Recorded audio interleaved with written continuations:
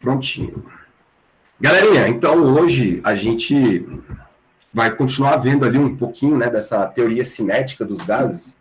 Vocês viram na aula passada a questão da explicação, né, cara, da pressão que um gás exerce no recipiente, e ela tá automaticamente associada à movimentação dessas moléculas, né? E aí uma consequência que a gente construiu com esse modelo foi a energia cinética de um gás ideal depende da temperatura. É um resultado muito interessante, porque a temperatura ela é uma grandeza macroscópica, cara. É uma grandeza que você precisa de um termômetro para você ler essa temperatura, né? E isso é uma medida indireta. Por quê? Porque o que na verdade você está fazendo, tendo a temperatura do termômetro, e você está associando a temperatura, quanto o mercúrio dentro do termômetro dilatou. Então, é uma medida muito indireta de como que estão as coisas dentro do sistema. E aí você associa isso com a energia cinética. Energia cinética, galera, não é indireto. Energia cinética é direto.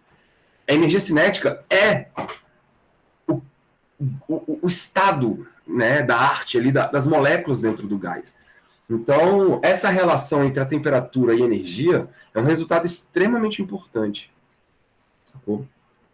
É claro que se você quiser trabalhar com outros sistemas, por exemplo, como é que você vai falar da temperatura do vácuo?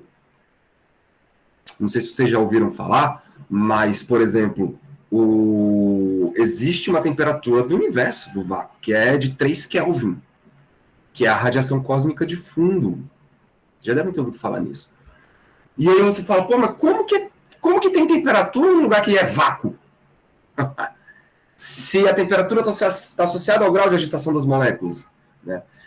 É tudo uma questão de construção teórica, né? O formalismo que nós construímos para um gás ideal, ele é do gás, ele é de sistemas compostos por moléculas, né? Quando você vai para um outro tipo de sistema, aí você tem que criar um outro formalismo, né, que vai associar a temperatura com outra coisa, e não com a agitação térmica. Então, isso é importante vocês terem que, primeiro, temperatura é uma medida estatística, né? Não faz sentido você falar da temperatura de um elétron. Um elétron tem a temperatura de 20 graus Celsius. Não, isso não faz o menor sentido. Não faz o menor sentido. A temperatura é uma grandeza que vem com o coletivo do sistema. Certo? E se você, por exemplo, eu quero calcular a temperatura no interior do átomo. Pode. Pode. Por quê? Porque o átomo, ele é composto, o núcleo do átomo, ele é composto por prótons e nêutrons. E existe ali um sistema coletivo, né, de prótons e nêutrons. Só que você vai ter que construir um outro caminho para você calcular a temperatura do núcleo de um átomo, né? É o outro caminho. Aqui não, aqui a gente está lidando com o caminho dos gases, tratando os gases como se fossem compostos por bolinhas que não interagem entre si. É óbvio que não é assim, sacou? Mas a gente aproxima dessa maneira para que a gente consiga construir uma teoria satisfatória que explique o comportamento do gás. Beleza? É isso que a gente está fazendo. Muito bem.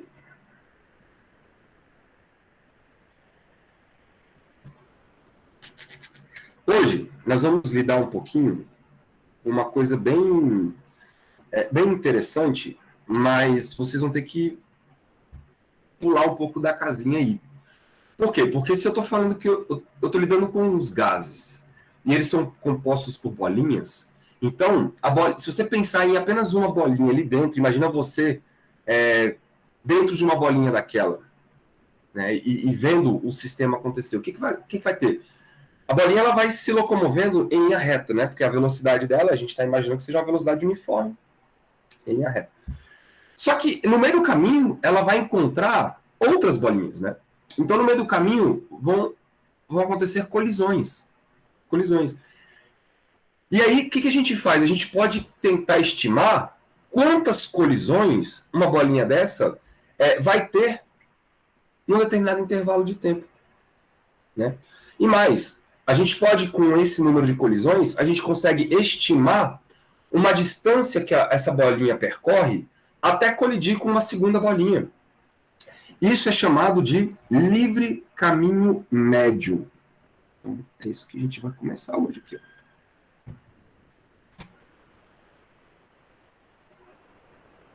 Livre caminho médio.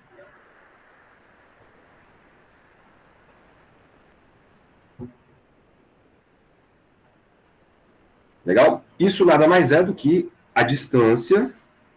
Vamos escrever.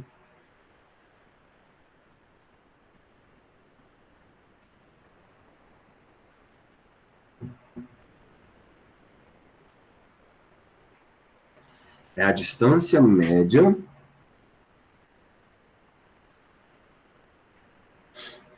percorrida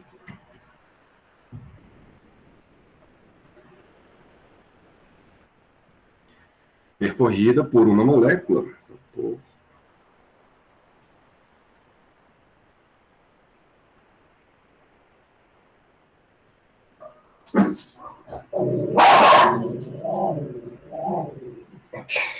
Isso, cara. Entre duas colisões.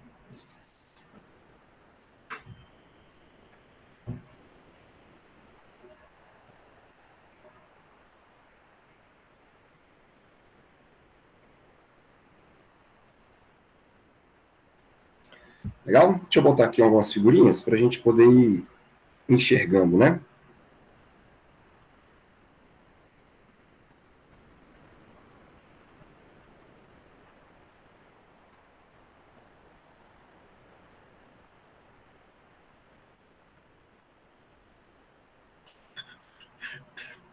Cadê você? Cadê você? Tá aqui você. Aqui, ó. Primeiro essa. Então, esse aqui é o nosso modelo, estão vendo? Várias bolinhas se movimentando. Você imagina uma bolinha dessa aqui, e pensa na trajetória que ela está fazendo. Beleza?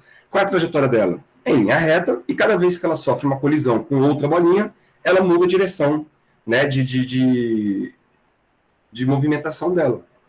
Bem? E o livre caminho médio é uma média de quanto que ela se movimenta, em média, até colidir com uma outra bolinha. É óbvio que cada vez que ela colide, esse caminho é diferente, né? Mas a gente tira uma média de tudo isso.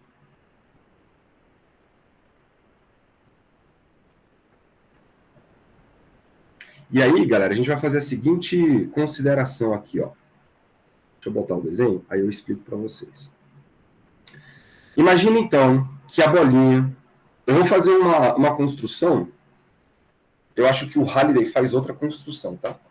Mas vocês vão imaginar o seguinte, cara. Pensa numa bolinha dessa. Ela tem um raio R, beleza? Ela é uma esfera de raio R. Quando ela viaja, vocês vão imaginar que ela está no centro de um cilindro, beleza? Um cilindro imaginário aí, que envolve esta bolinha e que guia o caminho dessa bolinha quando ela vai entrar, né, em movimento. O que acontece? Por que a gente vai pensar nesse cilindro? Porque se existir alguma outra bolinha dentro desse cilindro, vai rolar uma colisão. Faz sentido, né? Então as bolinhas que estão fora desse cilindro não encontram com a nossa bolinha de referência. Então ela vai andar e toda vez que ela encontrar uma bolinha dentro do cilindro, ela vai ter uma colisão. E para que isso aconteça, a gente vai fazer o seguinte, olha, como ela tem, galera, um raio R, é o tamanho daqui da nossa bolinha, vocês vão imaginar um cilindro de raio 2R. Por quê? Porque eu vou considerar que todas as bolinhas são iguais. Beleza? Todas as bolinhas são iguais. E só vai ter colisão se todas as bolinhas de raio R aparecerem dentro desse cilindro, né? Então, se eu tiver, por exemplo, uma bolinha centrada aqui, ó, por exemplo, com o centro exatamente na borda do meu cilindro, não tem colisão, né? É uma colisão assim, raspando, né? Não vai mudar a direção do nosso sistema. Então, só vai ter colisão se uma outra bolinha tiver com mais da metade dela dentro desse cilindro. Tudo bem? Essa é a nossa construção. Então, deixa eu escrever aqui algumas palavras para vocês. O número de colisões sofridas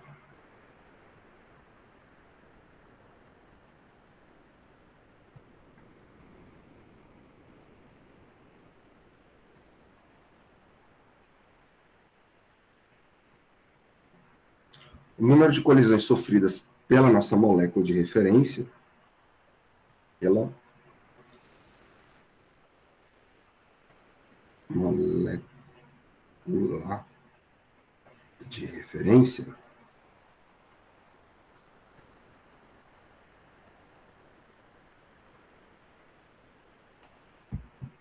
corresponde exatamente, galera, ao número de moléculas que tem dentro do cilindro. Faz sentido? Todas as moléculas que tiverem dentro do cilindro vão bater na nossa molécula de referência. Beleza? Com isso a gente consegue calcular quantas colisões ela vai ter. Basta a gente saber quantas moléculas existem dentro desse cilindro. Faz sentido, né? Então, o número de colisões sofridas pela molécula de referência corresponde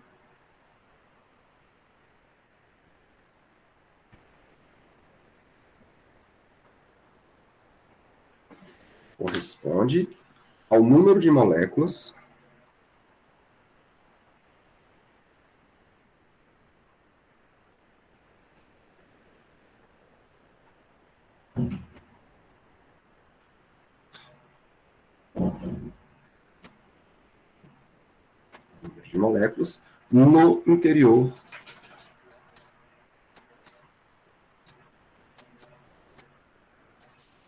no interior do volume do cilindro.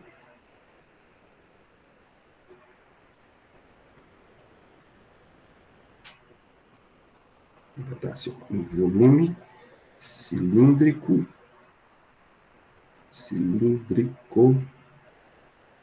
de raio 2R.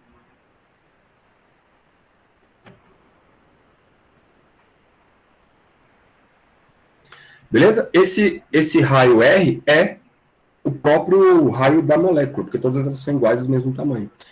E aí, qual seria o comprimento desse cilindro?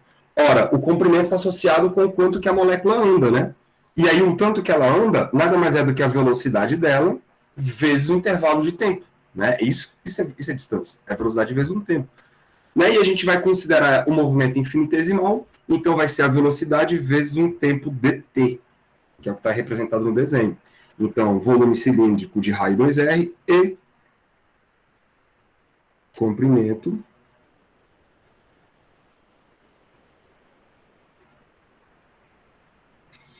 VDT. Pode crer? Beleza. Que número é esse? Como é que a gente calcula o número de moléculas? Ora, a gente pode usar a ideia da densidade, porque o que é a densidade ρ? Ela é o número de moléculas dividido pelo volume. Vocês concordam comigo? Isso quer dizer que o número de moléculas corresponde à densidade vezes o volume. Não é? É.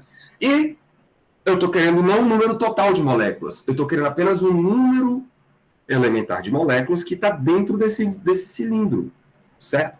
Isso quer dizer, galera, que eu quero saber a quantidade de N de moléculas.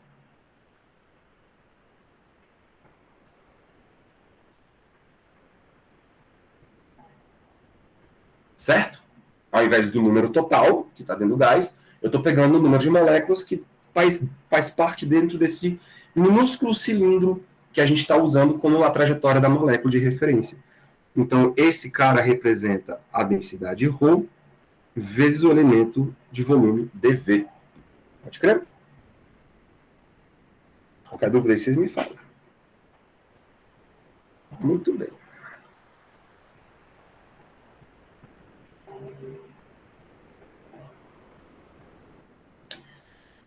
Bom, como é que eu calculo o volume de um cilindro? A área da base vezes a altura. Então, meu dN vai ser igual a ρ vezes o dV. E o dV é o quê? A área da base, vou botar assim, ó, a área da base vezes a altura. E a altura, galera, é o nosso VDT, né? Só que a área é um círculo, então fica ρ vezes πr ao quadrado, certo? Só que o raio, ele é o 2r, né? Então fica 2r ao quadrado, beleza? Vezes VDT. VDT. Só que quem é o ρ?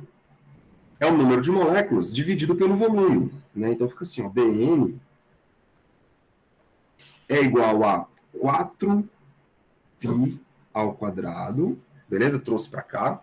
O nosso ρ vai ser o número total de moléculas dividido pelo volume. Temos aqui uma velocidade e um dt. Tudo isso dividido pelo volume.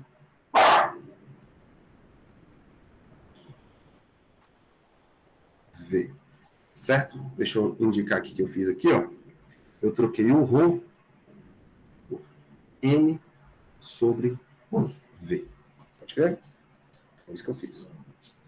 Então, ali, já temos uma equação que me dá o número de moléculas. Se eu passar o dt para trás, vai ficar assim, ó, dN dt. Isso nada mais é do que 4π quadrado. Ou 4π quadrado, não, desculpa. 4, tem um R aqui, né? 4πr quadrado. Então, 4πr quadrado, V de velocidade, N sobre V de volume. Tá? Toma cuidado aqui com esses dois V's. E o que é isso, galera? Isso aí, dNdt, está me dando o quanto de colisões acontecem em um determinado intervalo de tempo. Né? Porque o número de moléculas corresponde ao número de colisões. Faz sentido? Só que aqui tem uma coisa que você não tem que acreditar em mim, tá? Não tem como a gente demonstrar agora. Provavelmente lá em termodinâmica vocês vão demonstrar isso. Mas, imagina, todas as moléculas, elas não estão paradas. Elas não estão paradas. Então, quando a gente fala em velocidade, essa velocidade que eu estou colocando aqui é a velocidade da molécula em relação ao recipiente, digamos assim, em relação às paredes do recipiente. Faz sentido, né? Só que, do ponto de vista da molécula, ela está colidindo com outras, então, do ponto de vista dela, ela sendo o referencial do problema, a gente tem que pegar a velocidade dela em relação às outras moléculas, e não em relação ao recipiente. Faz sentido, né? Então, existe um cálculo estatístico que mostra que essa velocidade da molécula em relação ao recipiente, ela está relacionada com a velocidade da molécula em relação às outras moléculas. Tá bom? E essa é uma informação que a gente não vai demonstrar, vocês vão ter que ter fé na minha palavra. Então, eu vou escrever aqui, ó. Deixa eu tirar esse aqui. Ao considerar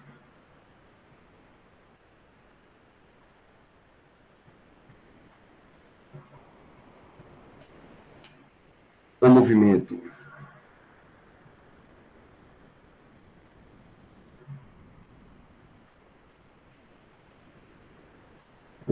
das demais moléculas,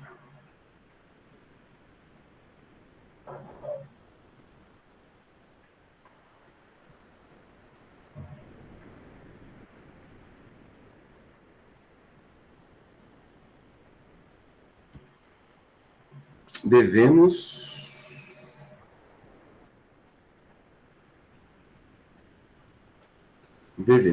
usar a velocidade relativa.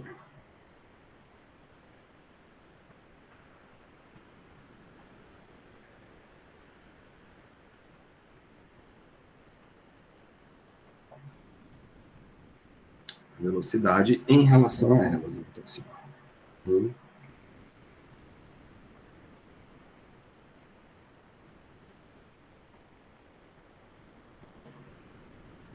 em relação a elas. Isto é.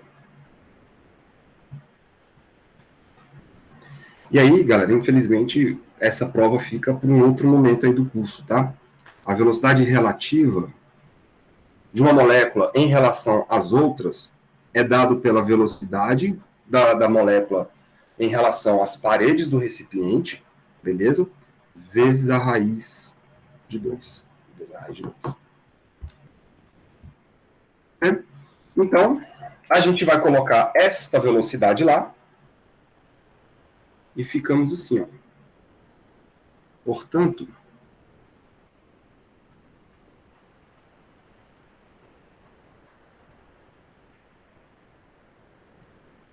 já vou botar aqui de vermelhinho, dNdt. Deixa eu ver isso aqui.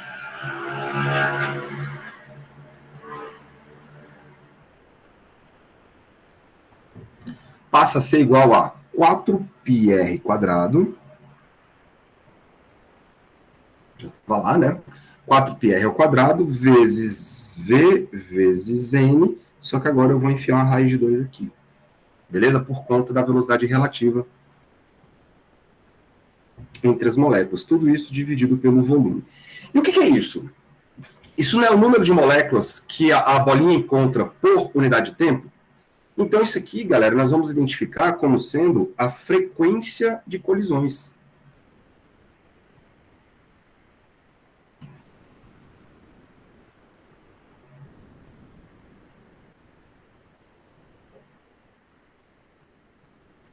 Frequência de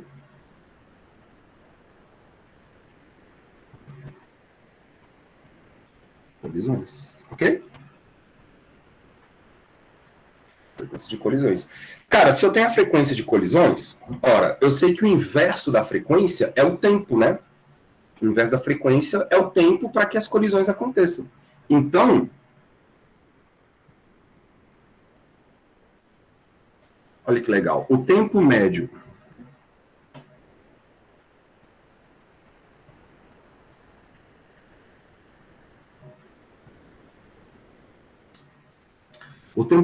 entre as colisões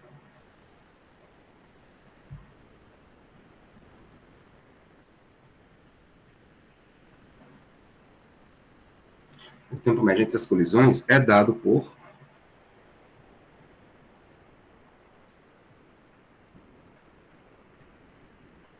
vou trocar de cor de novo. E aí eu vou chamar agora de Tm. Beleza? O tempo médio aí. Basta inverter a nossa fração. Então, eu vou ter o volume em cima. Tudo dividido por 4πr², velocidade, número de moléculas, raiz de 2. Beleza? Bom, se eu tenho o tempo médio entre as colisões, eu posso descobrir a distância, né, entre as colisões. Então, finalmente,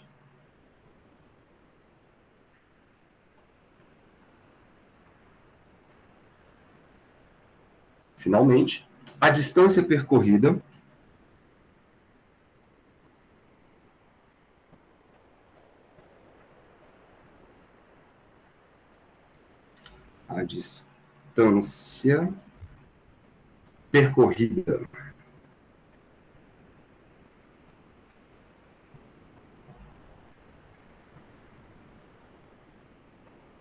entre duas colisões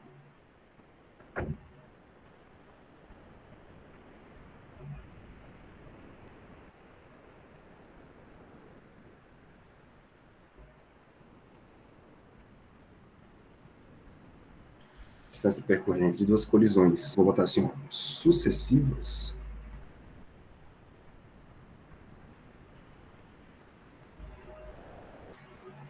é, obviamente, em média, né, galera?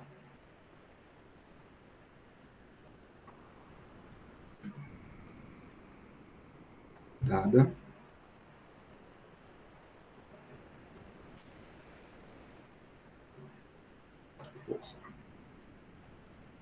Bom, vou chamar essa distância de lambda, tá? Para usar a mesma notação do livro de vocês. Uma distância, vocês sabem, né, cara? É a velocidade vezes o tempo. Então, Então, basta multiplicar a velocidade da molécula vezes o tempo, né? O tempo dela. E então a gente tem o livre, chamando de livre caminho médio, que é a distância média entre as colisões. Basta multiplicar a velocidade vezes o tempo lá em cima, certo? E aí o que vai acontecer? Vai acabar cortando esta velocidade aqui, ó, com esta velocidade aqui, estão vendo? Então, no fim das contas, vai ficar o volume sobre 4πr2, e aí a velocidade foi embora. Aí vai ficar n raiz de 2. Pode crer? E isso aqui, então, é conhecido como livre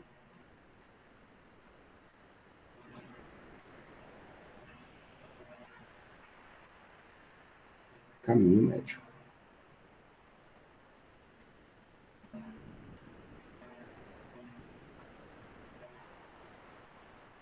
Pode crer? Bonito, né? Vocês estão vendo que, cara, de uma ideia simples, que foi considerar um cilindro, né, imaginário ali em volta da nossa molécula, a gente conseguiu estimar, velho, olha só que coisa louca, a gente conseguiu estimar quantas colisões vão acontecer por um tempo, né? E com isso a gente consegue estimar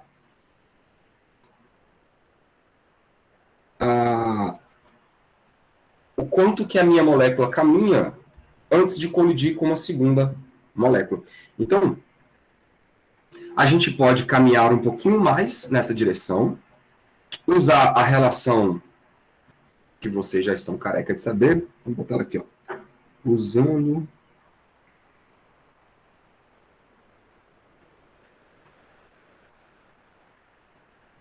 a relação. Opa.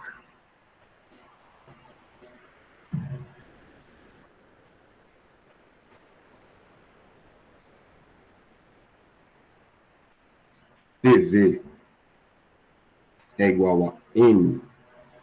Agora, esse N aqui é de Nzão, né? De moléculas, não de mols. Então, N K T. Esse K é a constante de Boltzmann, né? Temos o seguinte. Substitui, então, galera, no lugar desse N que apareceu ali na nossa equação, vai ficar assim, ó, lambda é igual. No lugar do N, vamos fazer assim, vocês estão vendo que tem um P e um N aqui dentro, ó. Tem um V, desculpa, tem um V e tem um N. Então, se você usar PV é igual a NKT, a gente pode trocar essa fração P dividido por N por KT sobre V. Beleza? A gente pode trocar essa relação V sobre N por KT sobre P. KT sobre P. Então, deixa eu já fazer isso aqui logo. E aí a nossa equação ela fica assim, ó. Caminho médio lambda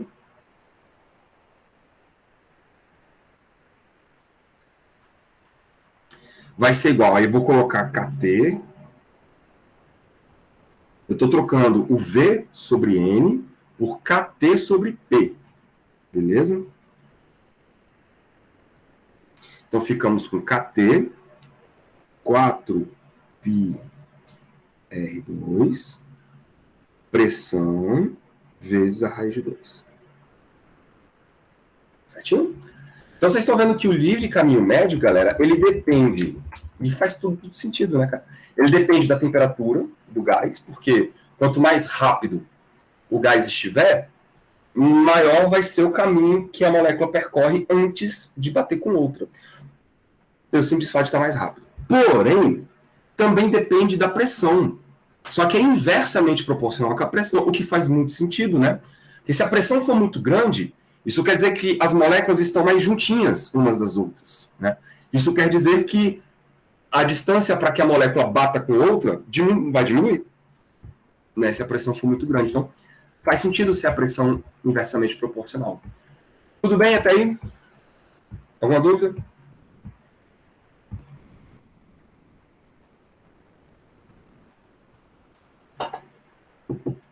boa, né? Então tá. Então eu vou dar um passo a mais agora. O que acontece? De novo, vocês vão ter que acreditar em mim. Porque o que a gente tem dentro de um gás? A gente considera que as moléculas estão se movimentando ali dentro do gás, só que elas, galera, certamente todas elas não têm as mesmas velocidades, né?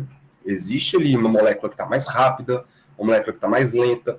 Então, a nossa ideia agora é exatamente ir atrás dessa distribuição de velocidades. Tipo, como que as moléculas estão dentro de um gás? Como é que eu descubro, por exemplo, quantas moléculas possuem uma velocidade de tantos metros por segundo, por exemplo?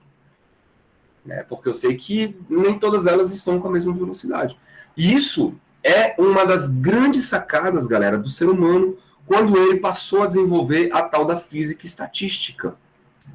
Porque a estatística, ela consegue desenvolver funções matemáticas que descrevem quanto de uma determinada amostra de um sistema tem um certo valor de alguma coisa. Então, por exemplo, você consegue fazer isso com idades, né?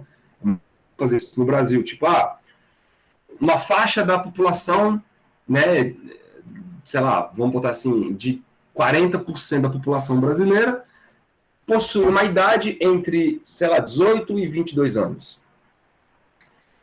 O que é isso? Você está pegando o todo e olhando para uma parte do todo e especificando, olha, uma parcela do todo tem essa idade, entre essas idades, né? Aqui é a mesma coisa, só que a gente vai falar de velocidades. Então, eu quero saber quanto da parcela do gás está com aquela velocidade específica, beleza? Isso é muito importante para a gente, beleza? E aí é que entra agora, então, um outro tema da aulinha de hoje, que é a tal da distribuição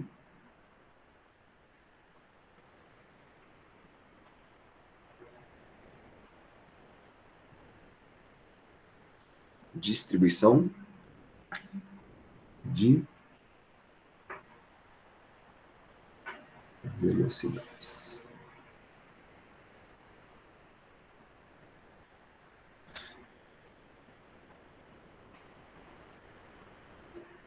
Distribuição de velocidades. Então, o que é isso? É uma função, tá? É uma função matemática. Então, a gente vai ter aqui a função. Eu vou já jogar ela para vocês.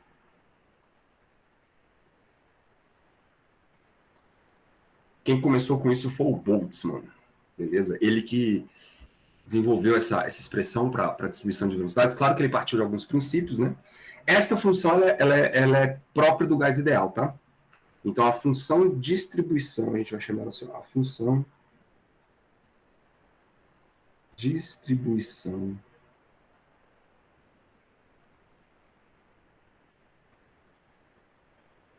de velocidades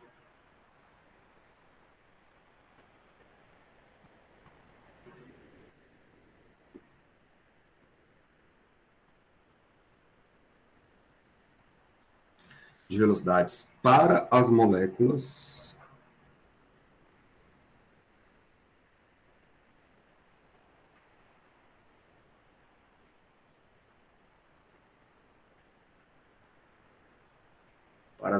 de um gás ideal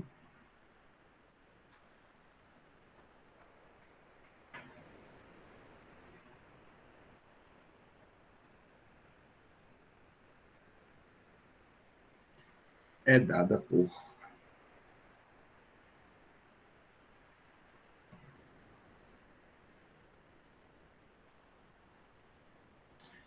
Então, infelizmente, vocês vão ter que acreditar em mim de novo. Vamos chamar isso aqui... como é que é a letra que o livro de vocês usam? Uma distribuição, acho que ele chama de P. P de V. Beleza? Como se fosse uma probabilidade, tá? Isso aqui é dado por 4π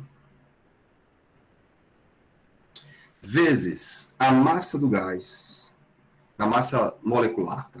Isso aqui, na verdade, é a massa molar, dividido por 2π, a constante R vezes T, certo? Tudo isso elevado a 3/2, beleza? A raiz quadrada aí, com os termos ao cubo, vezes a velocidade ao quadrado, ok? E aqui tem uma exponencial.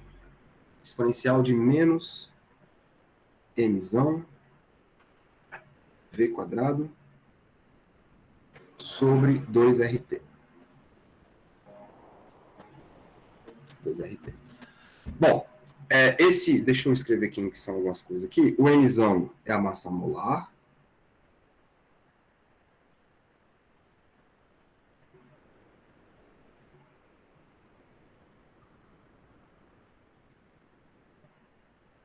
É a massa molar do gás, beleza? E a gente pode reescrever ela de outra maneira. Então, por exemplo, se eu usar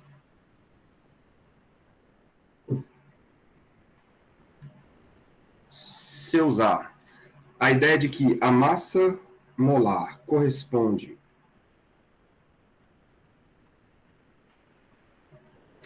à massa de cada partícula, né, vezes o número de partículas, que é o número de Avogadro, e também usar a ideia de que a constante de Boltzmann ela é dada pela razão entre o R sobre NA,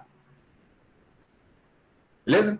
A gente pode substituir essas coisas dentro dessa equação vermelhinha e reescrever essa equação vermelhinha usando agora as propriedades de uma molécula e não do mol, porque o que vocês estão vendo ali dentro é a massa molar, né? A massa molar e a constante universal. Eu vou reescrever isso, ao invés de usar a massa molar, eu vou usar a massa de uma molécula. Então vai ficar assim, ó. Usando isso,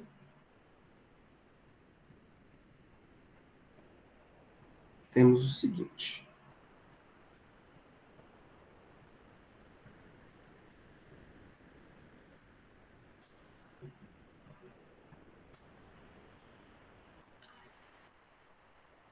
Distribuição de velocidades é igual a 4π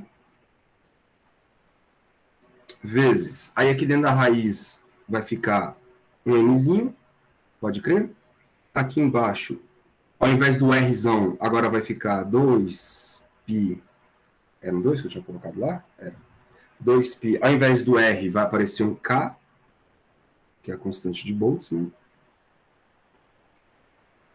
3/2, aí tinha um V quadrado aqui, continua a velocidade ao quadrado, exponencial de menos, aí a massa molar troquei pela massa da partícula, certo? Vezes V quadrado, dividido por 2kt. Bom, beleza. Mas o que esse trombolho quer dizer? O que significa essa equação? Vamos interpretar ela.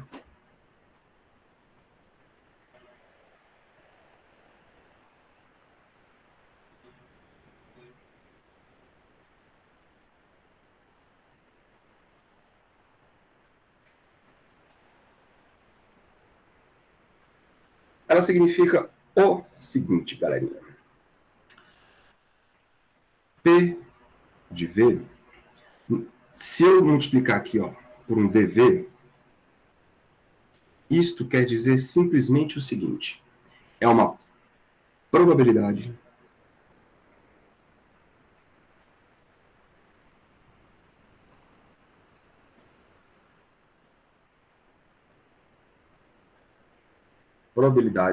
que uma molécula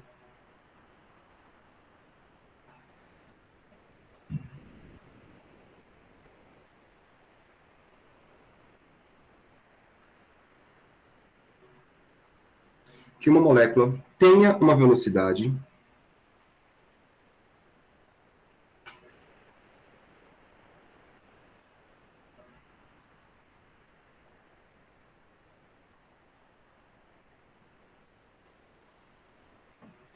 deixa eu anotar aqui, tenha uma velocidade entre um intervalo de V, entre V e um V1 e um V2, né? Eu vou escrever assim, ó, V e V mais DV. Então, vamos supor que você tem ali um gás dentro de um recipiente e você vai escolher uma molécula aleatoriamente. E aí, o que essa função está te dando é exatamente isso. Qual é a probabilidade que você pegue uma molécula e essa molécula tem uma velocidade dada por um intervalo de velocidades. É isso que dá essa distribuição. Beleza? Dentro de todas as velocidades possíveis, qual é a probabilidade com que você pegue uma molécula e ela tenha, sei lá, 500 metros por segundo? Entre 500 metros por segundo e 501 metros por segundo. É isso que essa equação está dando. Isso quer dizer que se você somar, fizer uma soma com todas essas probabilidades, o que significa isso? Se você integrar de V1 até um V2, essa função P de V, dV, né, claro, isso nada mais é, galera, do que a porcentagem de moléculas que possuam ou que possuem aquela velocidade entre V1 e V2. Certo? Por quê? Porque ela está me dando o seguinte, olha, 10 moléculas têm velocidade, 10 moléculas têm velocidade de, sei lá, 500 metros por segundo. 15 moléculas têm uma velocidade de 510 metros por segundo. Sacou? Isso quer dizer que se você somar, e no total você tem, sei lá, estou pegando números baixos, né? Você tem 100 moléculas, vamos lá. Você tem 100 moléculas totais. Se você somar 10 mais 15, você vai ter 25 moléculas que têm essas velocidades aqui, ó. Beleza? Então, do total, 25% possui uma velocidade entre 500 e 510 metros por segundo. Faz sentido? É isto que essa equação te dá. Interessante, né? Deixa eu apagar aqui. Então, ela vai dar para a gente a fração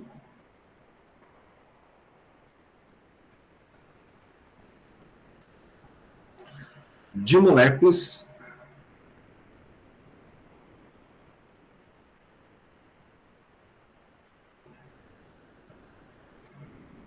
ou seja, se a fração, né, galera, é uma quantidade em relação ao todo, então é uma porcentagem, legal? Uma fração de moléculas com velocidades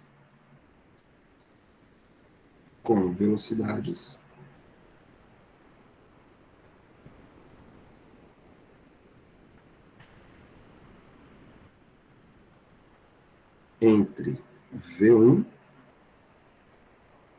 e V2. Legal, né? Muito legal. Ora, mais coisas a gente pode tirar daí, né?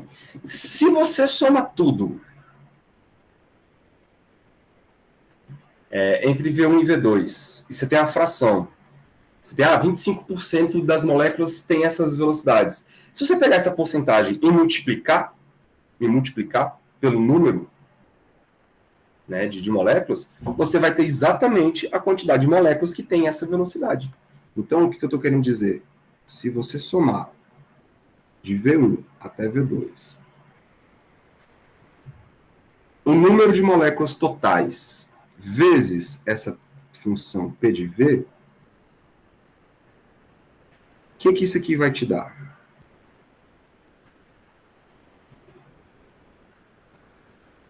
Vai te dar o número de moléculas que tem essas velocidades. Então, o número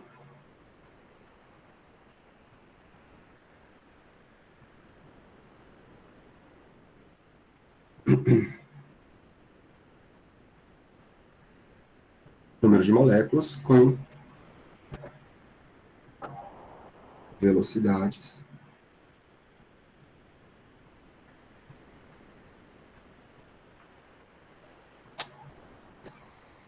entre V1 e V2. Show? Aí você pode perguntar, professor, e se você somar Tudo.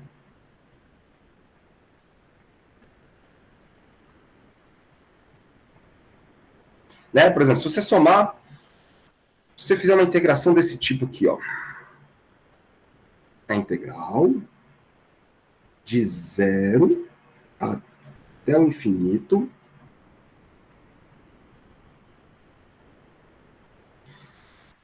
de P de V dV. Quanto que daria isso? Alguém tem alguma intuição sobre o que vai dar isso?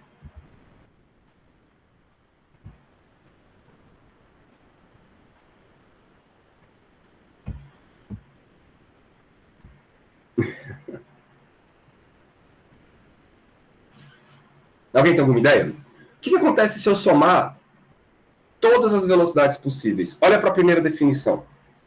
Se eu integrar... Oh, desculpa. Elas irão se anular se somar todas as velocidades? Não, porque eu não estou somando as velocidades. Eu estou somando quanto de molécula tem aquela velocidade daquele intervalo. Sacou? Eu não estou somando as velocidades igual você está pensando. Tipo, uma está para um lado, outra está para o outro, não. Eu estou pensando o seguinte, quantas moléculas possuem uma certa velocidade? É isso que a gente está pegando. Se você faz uma integração entre V1 e V2, isso te dá uma porcentagem de moléculas que tem aquela velocidade, né, aquele intervalo entre V1 e V2, do todo, do geral. De todas as moléculas que existem no meu gás, sei lá, 10% tem uma velocidade entre V1 e V2. Mas e se eu somar, não entre V1 e V2, se eu somar todas as velocidades possíveis, ou seja, vou somar desde a molécula que está parada até a molécula mais rápida possível. Essa integral, ela teria que dar quanto? Vai dar o número de moléculas que tem ali? Se você multiplicar por N, sim. Mas eu não estou multiplicando ainda. Eu estou só pegando a fração. Quanto que daria a fração? Dá 1. Perfeito. Aí, ó. Perfeito. Tem que dar 1. Por quê? 100%, né? Eu estou pegando o todo do todo. Olha que beleza. Eu estou falando assim, ó, qual é a probabilidade de eu pegar uma molécula que tenha alguma velocidade possível? Ué, ela vai ter alguma velocidade. A molécula existe, então a probabilidade de eu escolher uma molécula com qualquer velocidade é 1. Beleza? É 100% de chance. Chique, né? Então isso aqui corresponde, vou botar aqui embaixo, tá? A probabilidade, deixa eu fazer a chave lá igual eu tinha feito. Probabilidade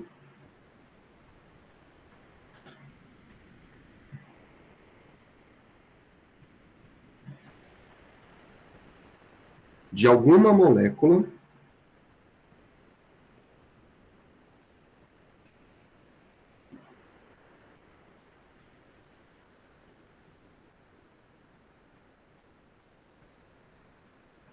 tirar esse troço daqui.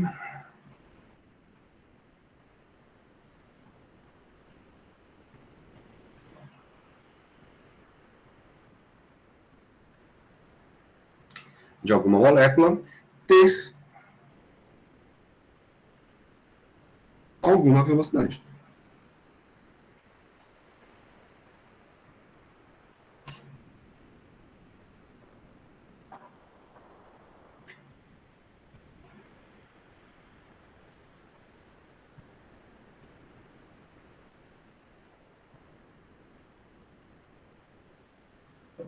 Ter alguma velocidade. Que é 100%, né? Como não poderia deixar de ser. Legal? E isso, galera, bate um pouco a experiência. Existem algumas formas de você selecionar velocidades. Uma delas é isso aqui, ó. Uma delas é isso aqui. Que de nada adianta você ter uma equação, né, e não poder testar ela. Então você precisa testar. Agora, como é que você seleciona velocidades de um gás? Existem várias formas. Uma delas é isso aqui. Isso aqui é um experimento de seletor de velocidades, por exemplo. O que você faz? Você pega aqui as moléculas saindo desse gás aqui, beleza? Aqui dentro, ó, tem um gás aqui. E aí, deixa elas vazarem, né? Vão passar por fendas que vão deixar um feixe bem estreito de velocidades, de moléculas passando. Beleza? Essas fendas aí só é para isso. Para quê? Para que você faça passar por dois discos giratórios lá na frente, que tem só um buraquinho aqui, ó. Então as moléculas só vão poder passar por esse buraquinho que está aqui. Certo? E isso aqui, e esse troço vai ficar girando. Então, por exemplo, você quer que as moléculas tenham uma velocidade de tantos metros por segundo. Isso quer dizer que essas moléculas têm que atravessar esta distância em um determinado intervalo de tempo. Aí você ajusta essa distância para você selecionar qual velocidade que você quer. Por quê? Porque você faz essa segunda bichinha aqui, ó, segundo disco, rodar. E aí só vai passar pelo detector, aqui do lado de lá, as moléculas que possuem velocidade suficiente, beleza, para alinhar os dois buraquinhos dos discos. Certo? Porque se não tiver alinhado, a molécula bate no segundo disco e não atravessa. E o segundo disco está rodando. Então, o tempo que leva para dar a volta completa tem que ser o tempo que a molécula leva para fazer essa distância. Né? Mas se você tem o tempo, tem a distância, obviamente você tem a velocidade. Então, essas moléculas que chegarem aqui, você conta elas, e elas vão ter esta velocidade que você precisa, que você quer. E aí você vê se sua equação está certa ou não. Bonito, né? É um método bem elegante, bem bonito de você detectar e selecionar a velocidade que você quer. E aí, por exemplo, aquela equação, ela te dá um gráfico mais ou menos assim, ó.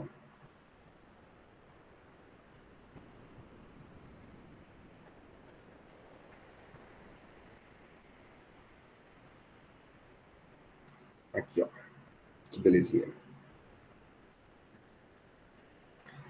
Isso aqui é um gráfico de um gás ideal, né? Aquela equação, já com alguns valores determinados, né? Vocês estão vendo que existem moléculas que estão muito rápidas, então as mais rápidas elas estão aqui, ó, na ponta do gráfico. Só que o número de moléculas é baixo. Ou seja, a porcentagem, ou a fração que corresponde àquilo do gás é baixa. Isso aqui, galera, se eu não me engano, tá? É o gás de oxigênio, porque você tem que saber a massa das coisas, né? É o gás de oxigênio, O2, a uma temperatura de 300 Kelvin.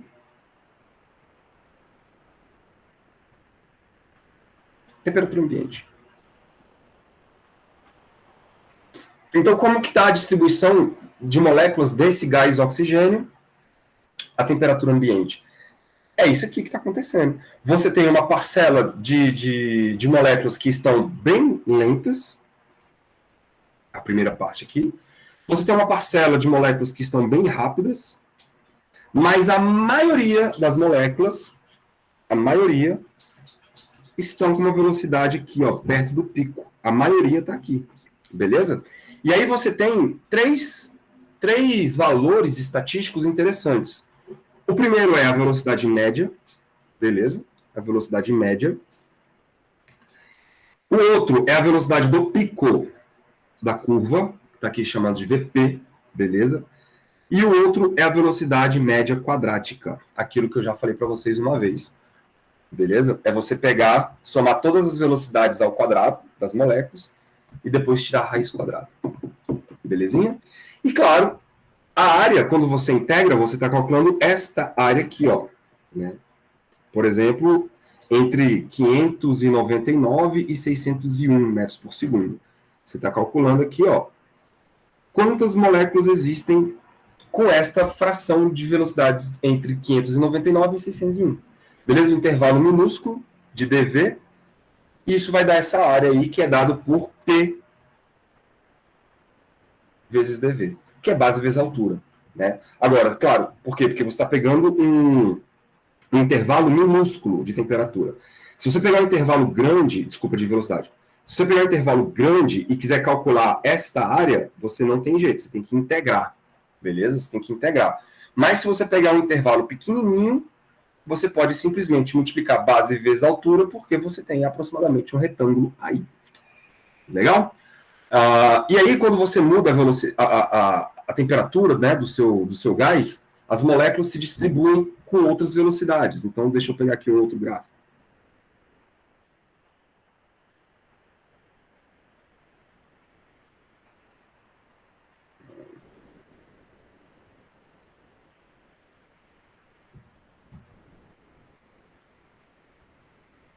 Então, aqui, por exemplo. Olha a diferença de curva para uma amostra de gás a 80 Kelvin com uma amostra de gás a 300 Kelvin. O mesmo gás, né? O mesmo gás. A distribuição de temperatura de velocidades muda.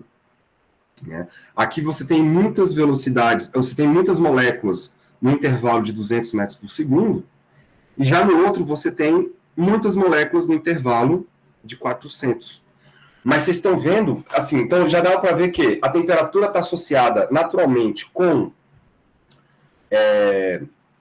a velocidade média das moléculas, né? Quanto mais quente, mais rápido as moléculas estão em média, certo? Só que a distribuição ela fica mais geral. Vocês estão vendo que quando o gás está mais frio, a curva ela é mais estreita. Ela é mais estreita. O que isso quer dizer? Isso quer dizer que a distribuição não é tão democrática. Pode crer? Existem muitas moléculas com uma velocidade específica. Quando o gás fica mais quente, aí não. Aí existem muitas moléculas que se distribuem com mais valores de velocidades. O que isso quer dizer? Que a curva fica mais gorda. Beleza? Ela se abre mais. Beleza? Isso é distribuição de velocidades. Alguma dúvida aí, galera? Isso é importante. É importante discutir um pouco essas informações. Tudo bem até aí? Tá tranquilo? Diga. Tá. É porque é o seguinte, ó. Se você pega a curva do gás mais frio, que é o gás de 80 Kelvin, esse cara aqui, ó. Você vê que a curva ela é mais estreita, ela é mais fina. Pode crer? Isso quer dizer que, se você escolher aqui um intervalo, por exemplo, vamos chutar aqui os valores, 100 metros por segundo, e aqui 300 metros por segundo, por exemplo, você tem uma grande fração de moléculas. Você tem uma grande fração de moléculas que estão entre essas duas velocidades.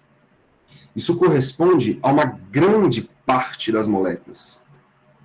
Tipo, vamos botar números. Sei lá, corresponde a 80% das moléculas que possuem aquela velocidade em torno do pico. Se você faz essa mesma ideia para a outra curva, se você pegar o mesmo intervalo em torno do pico, né, aqui, ó, 400...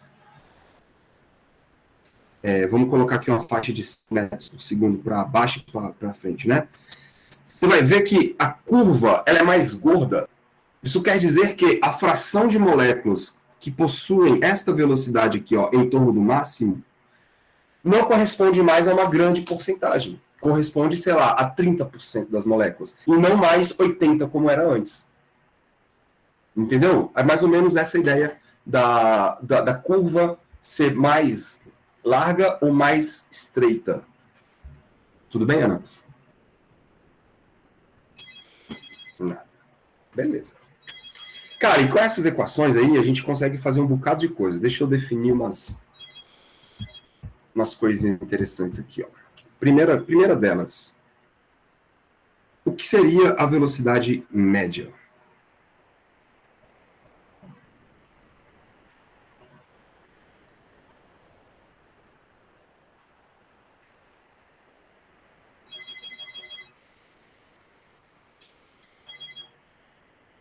Que seria a velocidade média? Ora, galera, a velocidade média nada mais é do que eu pegar o todo, né? Por exemplo, como é que eu calculo a média? Vamos supor que você tem um caso completamente sem lógica, tá? Mas vamos supor que você tem 3 moléculas com velocidades de 10 metros por segundo. Você tem 4 moléculas com velocidade de 20 metros por segundo. E você tem, sei lá, 5 moléculas com velocidade de 30 metros por segundo. Esse é o nosso gás, digamos assim. Como é que você calcula a velocidade média desse gás? Ora, você vai somar todas essas quantidades e vai dividir pelo número de moléculas. Então, eu tenho 3 mais 4, 7, mais 5, 12. Faz sentido? É uma média ponderada. Isto vai me dar a velocidade média das moléculas. Tranquilo? Onde eu estou querendo chegar? Como que, então, eu faço isso? Eu faço isso usando aquela equaçãozinha. Ora, basta, galera, então, velocidade média, vou escrever assim, ó. Basta a gente somar o número de moléculas que tem uma determinada velocidade, então, N, certo? N vezes a distribuição, né? Com aquela velocidade, então o que é isso aqui? Ó? É o número de moléculas com a velocidade que eu quero, que elas possuem, né? Então exatamente está escrito aqui, são 3 moléculas com 10 metros por segundo, então está representado aqui, ó. Número de moléculas vezes a velocidade. Beleza? Estamos somando em dV. Só que isso preciso ainda dividir pelo número de moléculas, né?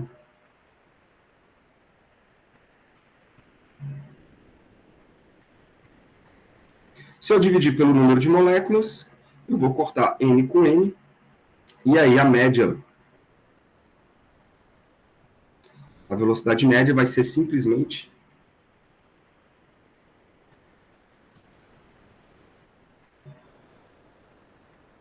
a integral. Opa. Deixa eu ver isso aqui.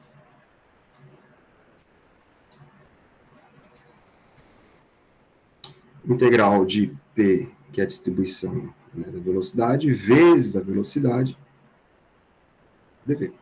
Pronto. Isto é a média. Beleza? Isto é uma média.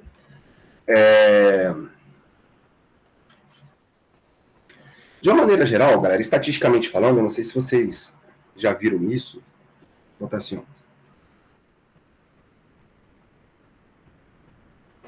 De maneira geral,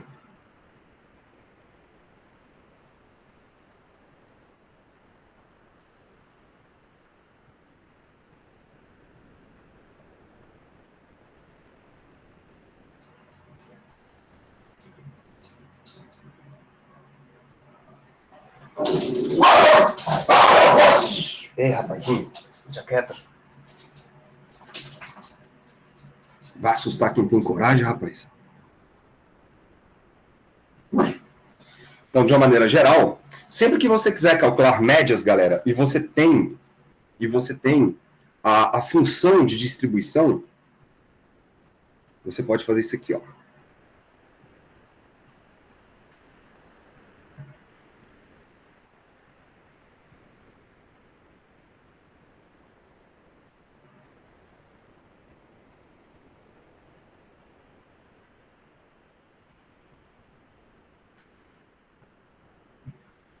Vou trocar de cor. Por exemplo, você quer calcular a média de qualquer função da velocidade. Isso nada mais é do que a integral dessa função, que você quer a média, vezes a distribuição de velocidades. Tá? Então, por exemplo, eu quero calcular a média da velocidade ao quadrado. Ora, a média da velocidade ao quadrado, isso nada mais é do que a integral da velocidade ao quadrado vezes essa função P de V, dV. Legal? Então, sempre que você quiser calcular qualquer média, basta você pegar aquilo que você quer da média, vezes a função de distribuição e fazer a integração. Beleza? Aqui é um integral de 0 até infinito. Ah, eu quero a média da velocidade ao cubo. Ótimo. Pega a velocidade ao cubo, multiplica pela distribuição, integra isso e você tem a média que você quer. Certo? Vamos fazer aqui uma conta rápida. Quem seria, então, a velocidade média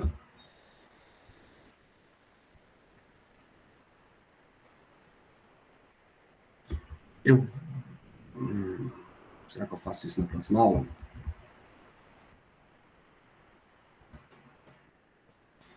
Deixa eu ver aqui. 10 minutinhos. Ó, quem seria? Vamos lá. Velocidade. Eu começo, de repente vocês terminam em casa. Aí eu faço na próxima aula. Como é que seria a velocidade média? Então, eu vou ter que integrar.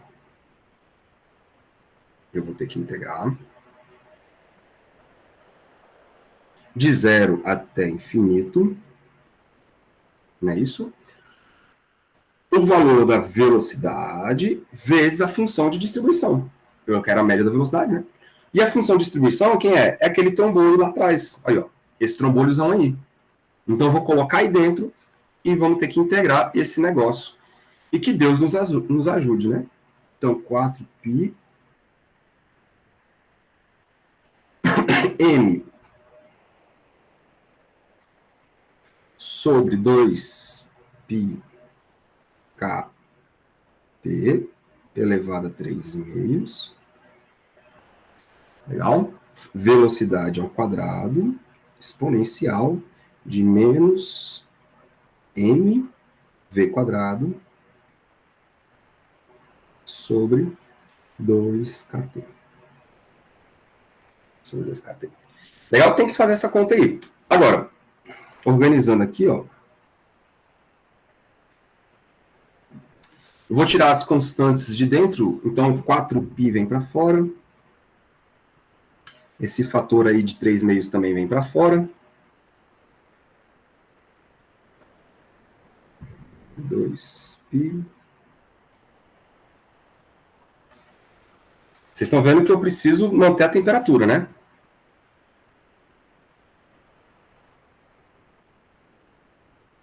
Então, eu já estou pegando um gás em equilíbrio e calculando a velocidade média com que as moléculas se movimentam desse gás. E aí vai ficar a integral de 0 até infinito, que eu estou somando todas as velocidades, né? Aí o V que está ali com outro V, vai ficar um V ao cubo. Um V ao cubo. E aqui vai ter uma exponencial de menos mv quadrado sobre 2kt. Legal? Então tem que fazer essa integral aí, ó, dv, né?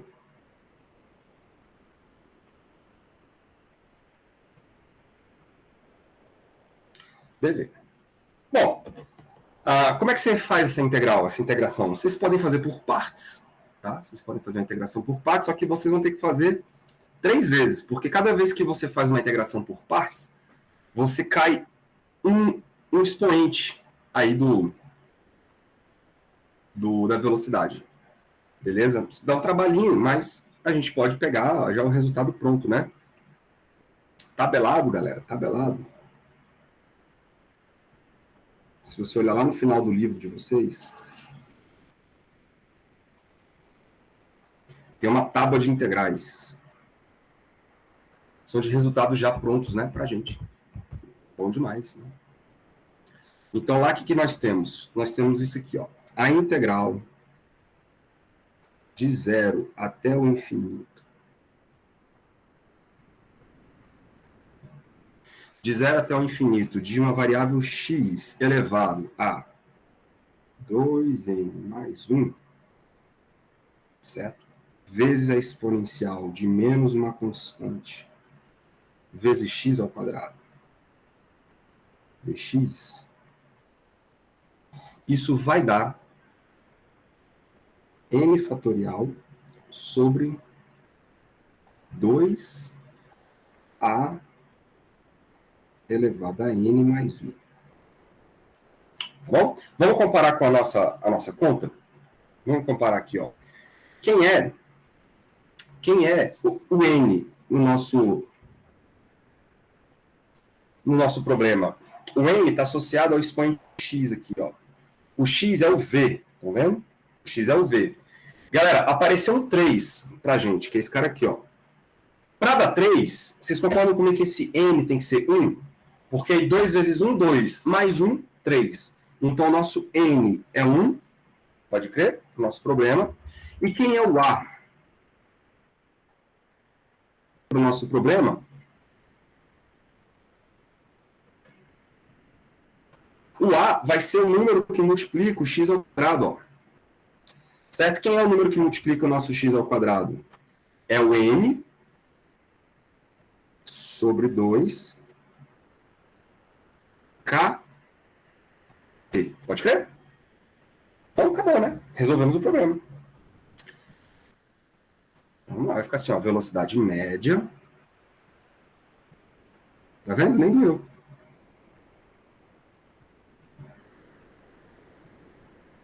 Quatro π exponencial de m era m sobre 2k, 2π, né? m 2π kt elevado a 3 meios vezes. Então, como é que ficou nossa integração? Era n fatorial, o n é 1, então fica 1 sobre 2a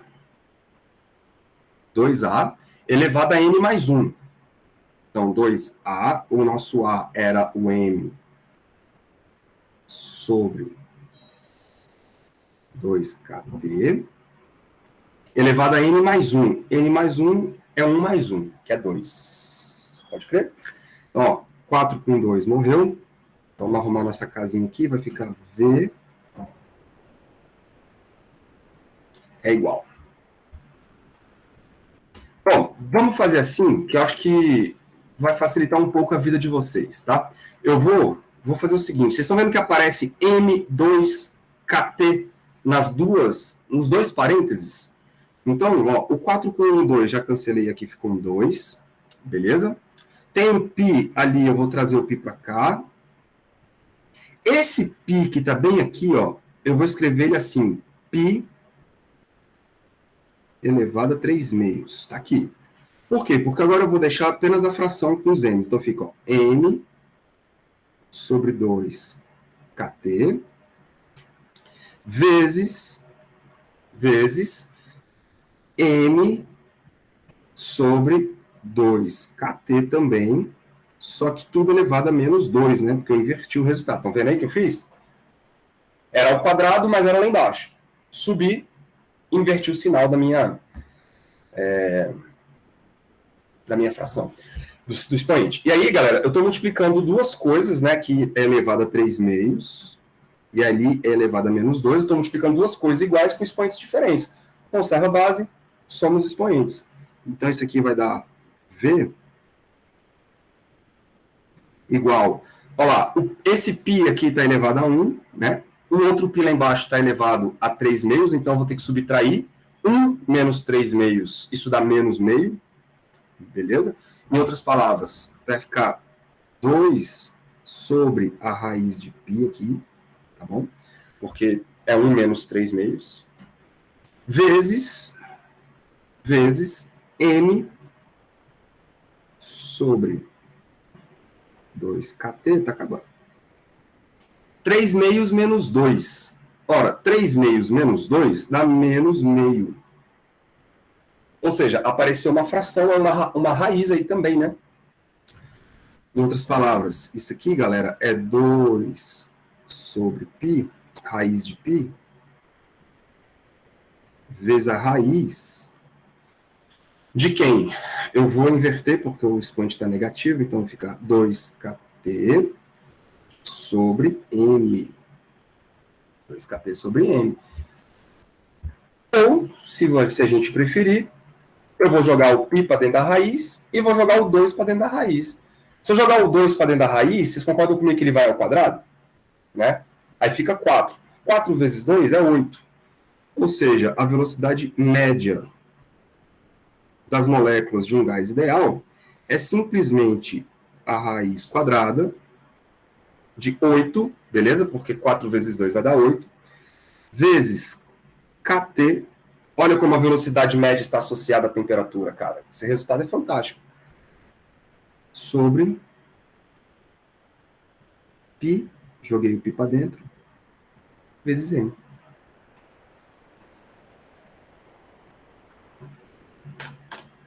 Chique, não? Chique ou não é chique? Eu vou deixar para vocês, eu quero que vocês façam duas coisas. Eu quero que vocês façam a letra B até a próxima aula. Eu quero que vocês calculem a velocidade média quadrática. Se vocês quiserem, podem acompanhar lá no livro, tá? Eu quero que vocês calculem a velocidade média quadrática e depois eu quero que vocês calculem a velocidade do pico. Ou seja, a velocidade da parte mais alta do gráfico lá, né? Em outras palavras, a velocidade que a molécula mais rápida tem. Essa é a brincadeira. Como que vocês começariam para calcular a velocidade da molécula mais rápida? Ou seja, como é que vocês fariam para calcular isso aqui, ó? Esse pico. Alguém tem uma ideia? Sempre que você tem um gráfico e você quer calcular o pico, o que você faz? Lá no pico é exatamente o ponto onde a inclinação é zero. Então você deriva igual a zero. Beleza? Você vai pegar a equação da densidade, da probabilidade, vai derivar ela e vai igualar a zero. É assim que vocês vão fazer. E como é que vocês vão calcular a velocidade quadrática, né? Como é que vocês vão calcular a velocidade quadrática? Vocês vão fazer igualzinho que eu fiz aqui, só que ao invés de colocar esse V aqui, ó, aqui vai aparecer um V quadrado. Tá? Aí vocês vão fazer a mesma conta. Pega a tabela de novo e faz a conta do resultado e chega até o fim. Pode crer, galerinha? É isso que eu quero que vocês tentem fazer em casa. Alguma dúvida?